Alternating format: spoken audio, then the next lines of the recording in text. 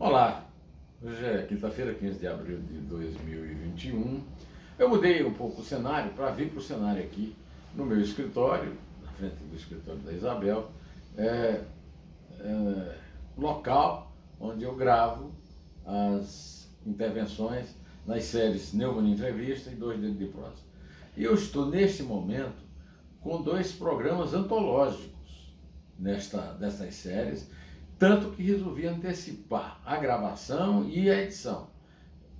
Na terça-feira, 13, eu gravei uma entrevista com o ex-vereador Gilberto Natalini, que foi torturado pessoalmente pelo herói que o Bolsonaro homenageou no impeachment da Dilma, Brilhante Ustra, que na verdade não é herói coisa nenhuma, é um bandido, é um torturador, um sujeito da pior espécie. Todo torturador é da pior espécie, porque é a coisa mais covarde, mais abjeta que um ser humano pode praticar. E também elogiado como cidadão de bem, imagine só, pelo vice Hamilton Mourão.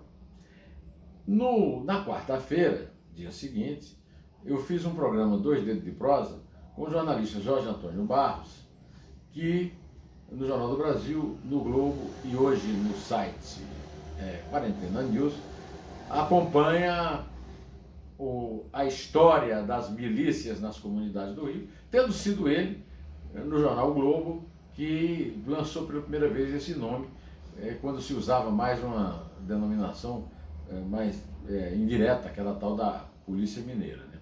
Então eu resolvi vir aqui para convidar para você ver tanto a entrevista do Natalini quanto o Dedo de Prosa com o Jorge Antônio Barros. Hoje eu resolvi também ler, não no papel, mas na tela do computador, alguns trechos de textos importantes, de falas e de escritos importantes, que eu quero chamar a atenção para você. E começo com Jair Bolsonaro. Jair Bolsonaro, diante da sua plateia ideal, ele disse que o Brasil está no limite. O pessoal fala que eu devo tomar providência. Eu estou aguardando o povo dar uma sinalização, porque a fome, a miséria e o desemprego estão aí, disse lá em frente ao Palácio da Alvorada. Este pessoal amigo do STF, daqui a pouco vamos ter uma crise enorme aqui. Tem um barril de pólvora aí e tem gente de paletó e gravata que não quer enxergar. Eu não estou ameaçando ninguém, mas acho que em breve teremos um problema sério no Brasil. Dá tempo de mudar, é só usar menos a caneta e um pouco mais o coração. Bom, aqui nós temos alguns problemas. O pessoal, quem é o pessoal, né? As falas do Bolsonaro sempre evitam dar nomes, pessoas, porque são sempre operações mentais da fantasia doentia dele. Mas eu não digo doentia do ponto de vista psiquiátrico, eu digo doentia do ponto de vista da monstruosidade, da perversidade, da vontade de matar que ele tem e lhe falta coragem para fazer pessoalmente, então assume a presidência da República para provocar as mortes de milhares. Então o pessoal não existe, o pessoal é uma entidade que ele criou para tratar como inimiga, para ter um alvo, para conquistar mais simpatizantes do ódio que ele dissemina. Depois ele fala que ele está esperando o povo da sinalização. O povo que ele se refere são aqueles gatos pingados que ficam na frente do palácio, o louvando, o aplaudindo e o incentivando. Tem nada a ver com o povo brasileiro. Ele foi eleito pelo povo brasileiro, mas o mandato dele termina em 2022. Ele vai ter que disputar outra eleição, se quiser. Ele dizia que era contra a reeleição, mas nada do que ele disse pode esperar, né? Então o povo é aquilo que ele acha que é o povo. E ele não tem, digamos assim, uma frequência muito grande aos dicionários. A língua portuguesa que ele fala é alguma coisa próxima do português falado pelas pessoas decentes. Então fica valendo que o que é que ele está esperando? Ele está esperando que as pessoas que estão com fome, os miseráveis e os desempregados, estão aí para quê? Para virar um barril de pólvora e então ele diz, eu não estou ameaçando ninguém, gente de paletó e tal. O que é que ele quer? Ele quer criar um caos institucional para que ele apareça com a solução. Que é isso que ele diz, né? ele faz a suprema piada de dizer que essas pessoas precisariam usar menos a caneta e um pouco mais o coração. Se tem uma coisa que o Bolsonaro não tem, é coração, né? Ao contrário, o Bolsonaro é uma pessoa impiedosa, cruel e completamente sem empatia. Então, isso aqui é uma butade, né? É uma piada sem graça, é uma piada de terror. O Bolsonaro está inaugurando o humor de terror, né? E está com isso voltando a ser o militar terrorista, que foi chamado de mau soldado pelo Ernesto Geisel, numa entrevista que foi publicada num livro da Fundação Getúlio Vargas. Está recorrendo, empiricamente, espiritualmente, ao capitão Fábio Passos, que com ele planejou, o capitão Fábio Passos e ele planejaram, né, uma série de atentados à bomba em quartéis e na adutora do Guandu para protestar, querendo melhorar o soldo, né? Então ele está voltando a ser o capitão terrorista na presidência da República, o que é um enorme perigo. Mas é um enorme perigo que nós assumimos quando o elegemos. Nós o elegemos em 2018 e ele está gozando do poder para o qual foi eleito legitimamente, né? Hoje cedo, no café da manhã, eu acompanhei a entrevista do senador Ciro Nogueira, que é o dono, pelo menos diz que o partido do Paulo Maluf é dele. E o senador Ciro Nogueira deu uma nojeira de entrevista, né? Ele disse uma coisa que eu não consigo atinar o que quer dizer. Ele disse o seguinte, que a CPI é desnecessária porque todo mundo já sabe o que aconteceu. Ué, e aí? Quer dizer, se eu mato uma pessoa, se todo mundo já sabe que eu matei, eu não preciso pagar por isso? Quer dizer, uma afirmação absolutamente inconsequente, inconsciente e perversa, como tudo o que os... Esse cidadão, o Ciro Nogueira, ele dizia que o único ser humano na história da humanidade que podia ser comparado ao Lula era Jesus Cristo. Pois é, agora ele acha que é o Jair Bolsonaro. Então eu quero só fazer uma pequena advertência ao senador Ciro Nogueira.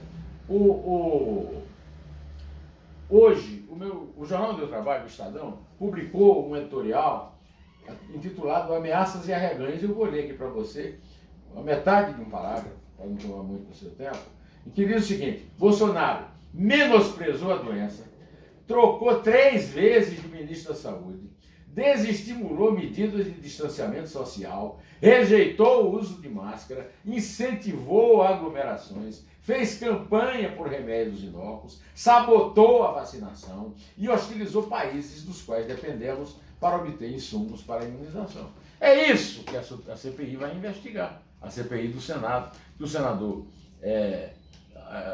Randolfo Rodrigues imaginou, planejou, os senadores Alessandro Vieira e Jorge Cajuru cobraram do presidente, que é um puxa-saco do Bolsonaro, o Rodrigo Placebo, e o ministro do Supremo Tribunal Federal, Luiz Roberto Barroso, em decisão monocrática, mandou ele convocar a CPI. A CPI já foi convocada, está todo mundo já sabendo disso, né? E aí eu quero contar para o senador Ciro Nogueira que,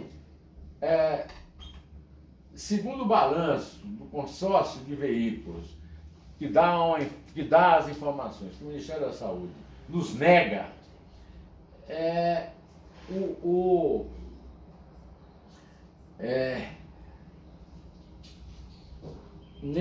no último balanço que foi feito, foram registrados 13.677.564 casos de Covid e 362.180 óbitos por Covid desde o início da pandemia. Foram 3.466 mortes contabilizadas nas últimas 24 horas. E nessas últimas 24 horas também, o Parlamento Europeu citou o Bolsonaro como responsável por crimes contra a humanidade, segundo registrou o meu colega Jamil Chad, no UOL, né, na Folha de São Paulo. Também, nessa data, o jornal Estado de São Paulo publicou que o Ministério da Saúde só conseguiu comprar 17% dos remédios previstos para intubação nas UTIs ameaçadas de colapso no Brasil. Aí eu também vi a resposta ao Ciro Nogueira. A resposta foi do senador petista Humberto Costa. Senador, eu não esqueci o PT não, tá? O senador Humberto Costa era personagem da Operação Vampiro, tirava dinheiro, pegava propina, segundo o Ministério Público Federal, em venda de ambulância, em coisas da saúde. Ele é médico, foi ministro da Saúde, né? E deu uma entrevista, e eu acho que ele, no caso da entrevista de hoje, esquecendo do passado dele, ele disse as coisas certas, e eu fiquei pensando na situação em que está o Brasil, né? Eu resolvi também conversar com você, porque está havendo, nesse momento que eu estou gravando, uma sessão do Supremo Tribunal Federal para tomar uma decisão sobre uma liminar que o ministro Edson Fachin, relator da Operação Lava Jato lá no Supremo, mandou transferir as ações em que o Lula foi condenado na Justiça, numa vara, né, a vara do Moro lá em Curitiba, para a Justiça Federal em Brasília. E o Supremo está decidindo sobre isso. A sessão começou ontem, quando foi decidido se ia para o plenário. Ou seja, é uma masturbação essa justiça no Brasil, né? Mas nessa sessão, o petista Ricardo Lewandowski protestou e disse que o Supremo não está aí para debater, para combater corrupção, não. Quem combate a corrupção é a Polícia Federal, o Ministério Público, não o Judiciário. O Judiciário é o guarda da Constituição. Agora, por que está sendo trazido ao plenário? Sejamos claros, porque envolve o ex-presidente. Olha, pelo amor de Deus, então ele é a favor da corrupção. O Supremo está passando o recibo, o senhor Lewandowski, de que o Supremo está nem aí para a realidade. Tem nem aí para o cidadão que tem o seu dinheiro roubado, extorquido pelos corruptos do partido que o levou lá para essa sinecura que é o chamado e nada confirmado excelso pretório, né? Aí mostra que o Bolsonaro e o Lula são adversários à altura. Você quer saber o caráter do Lula? Então eu vou ler para você aqui. Lula, eu vi no Twitter hoje, Lula disse o seguinte: estou tranquilo. Tem gente que gosta de fazer confusão, dizendo que a anulação dos meus processos é a anulação da Lava Jato. É a anulação do meu caso. A minha briga é com o meu caso específico. Estou discutindo a minha inocência. Se alguém roubou, que seja preso. É o Lula demonstrando o seu caráter, deixando o pessoal que roubou junto aí ao sol e diante da chuva. Eu recebi isso de um amigo que me mandou uma mensagem no Twitter dizendo: não entendi nada. A Lava Jato é boa contra os outros, devido ao processo legal, juiz natural, presunção de inocência, etc. Seria só neste processo. Que fase! Traduzindo em português comum e corriqueiro, Lava Jato nos outros é refresco. Eu quero também dar uma notícia para vocês aqui.